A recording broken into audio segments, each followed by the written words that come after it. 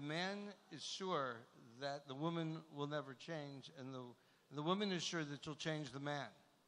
And both of them are wrong. Okay, she's going to change.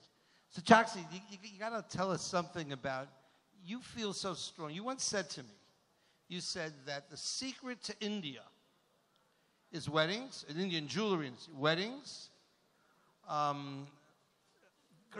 cricket, and Bollywood, right? So we have Bollywood here tonight. I guess you don't play much cricket, do you? No, you're not a cricketer.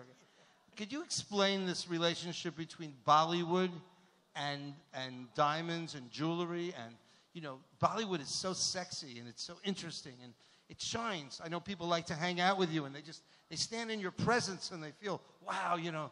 So maybe diamonds or jewelry also has that karma effect, that glow or something. But explain the relationship between the jewelry and the Bollywood side and how those two things interact. And it's very important. The jewelers here need to understand also how all that works. Enlighten us as to why you brought the jewelry and Bollywood together. Well, these are superstars. People follow them like... I go to Shah Rukh's house many a times, and you won't believe that every time I pass by his house, there are about 20 people standing there, even at 8 in the morning or 8 in the night. They just want him, and his door is so tall. Some of them are asking for the bills. Not all of them are just telling. So it's everything, you know. It's in the blood here. The Bollywood is it's nothing but Bollywood, the biggest entertainment in the country. So people look up to idols. Absolutely, they live and you know. You're an idol. Do you realize you're an idol? I'm a legend. That's scary. I'd hate to be an idol. And this conversation is legendary. So what, you're catching a ride on his idolhood? Is that how it works? Absolutely. Absolutely. They all use me, girls, women, and Choksi Bhai. And Choksi. Yeah, I mean.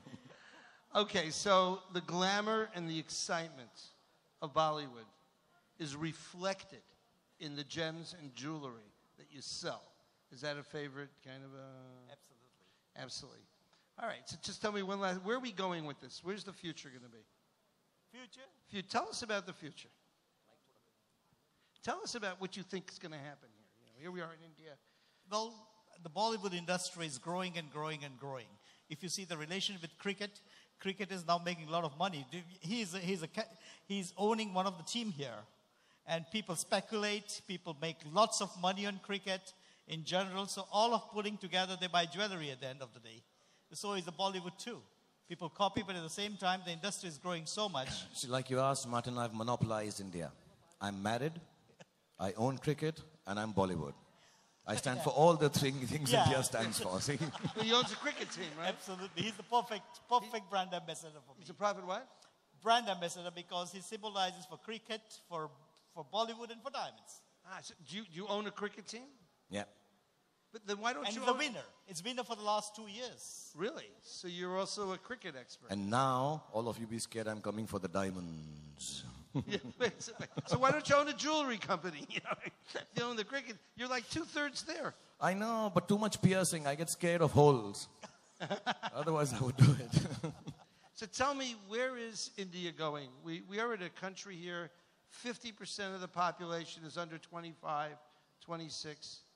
Tell me a little bit about what you see for India. What is your dream for India as we go to the future in these next few years? See, Martin, I'd like to say, and I truly believe this. I started off when I was 25. I'm 48 now. And I come from a very low middle class background. I think India is the land of opportunities. It's on the cusp of being perhaps one of the most developed and powerful nations in the world. And the reason for it is not that we have the minerals, or we have the arms, or we have the greatest of agrarian society. The reason for it is that we are so diverse and yet so together. I think all of us sitting here in this room, you'll find more religions in this room than you'll find all over the world. You'll find more languages in this room than you'll find. And the fact that all of us stick together at the end of it all, with all the hardnesses, the hardships, all the problems, I think makes us a very strong nation. And the youngsters now are extremely, extremely forward-looking. I think we are on the cusp of some of the nicest development, education, software, diamonds, everything. And I think we are a nascent nation. We are a new nation in a certain sense. And like you said, we're the, if I'm not mistaken, we're the second youngest nation to Uganda. And it's always good to be young. And it's always nice to have the fact lying ahead of you that there is a lot more to be achieved. If we had achieved everything, if our forefathers had achieved everything for India, maybe we would not have tried so hard. So we are a nation of triers. And I think we are going to try to be as wonderful and as big as our dreams. We are like diamonds and dreams. Nobody can crush them.